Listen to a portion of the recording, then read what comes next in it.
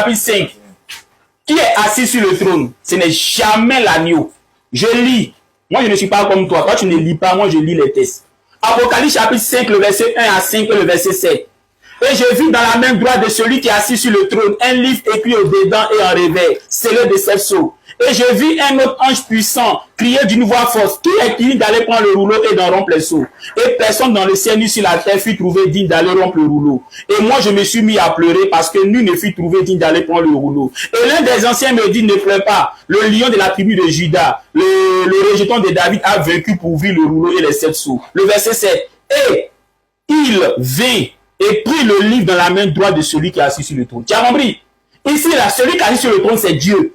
Et là, il va crier qui est digne d'aller prendre le rouleau. Et qu'est-ce qui se passe? Le verset 7, c'est Jésus-Christ qui va prendre le rouleau. Mais s'il est déjà assis sur le trône, pourquoi se déplacer encore pour aller prendre le rouleau?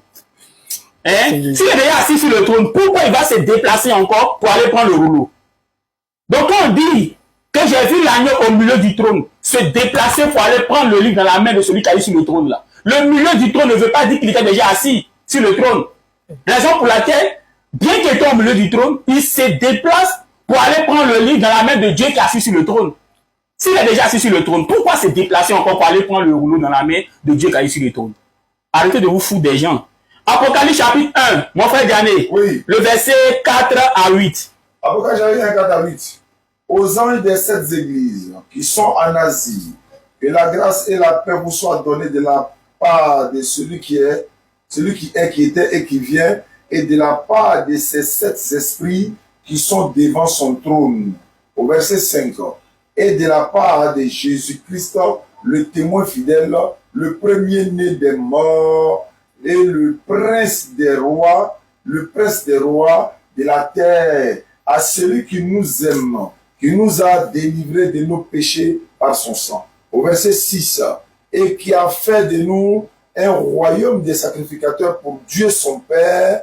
À lui soit la gloire et la puissance au siècle des siècles. Amen. Au verset 7. Voici, il vient avec les nuées et tout élevera, même ceux qui l'ont percé, et toutes les tribus de la terre se lamenteront à cause de lui. Oui, amen. Verset 8. Je suis l'alpha et l'oméga, dit le Seigneur Dieu, celui qui est, qui était, qui vient, le Tout-Puissant. Merci beaucoup. Donc, on a pris Apocalypse chapitre 1, le verset 4 jusqu'au verset 8. Au verset 4, Jean dit aux 7 églises dispersées dans l'Asie mineure. C'est Jean qui parle.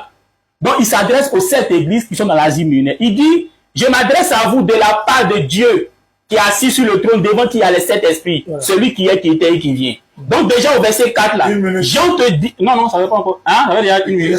Voilà.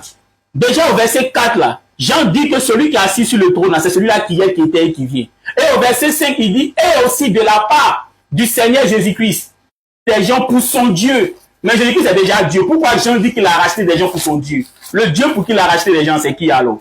Et maintenant, il dit ce Jésus-là, quand il va venir, ceux qui l'ont percé vont le voir, et puis il dit Amen. Quand il dit Amen, c'est pour dire qu'il a fini de parler.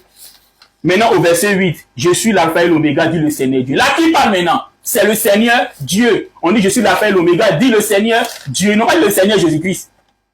Ils n'ont pas le Seigneur Jésus-Christ parce qu'en Matthieu chapitre 11, le verset 26, Jésus tressaillit du Saint-Esprit en disant, je te loue Père, Seigneur du ciel et de la terre. Donc c'est le Père là, qui est le Seigneur du ciel et de la terre. C'est lui qui est le Seigneur Dieu. Ce n'est pas le Seigneur Jésus-Christ qui parle. Et dit celui qui est, qui était et qui vient. Au verset 4, celui qui est, qui était et qui vient, c'est qui? C'est Dieu qui est assis sur le trône. C'est trop facile ça. Merci beaucoup. Maintenant,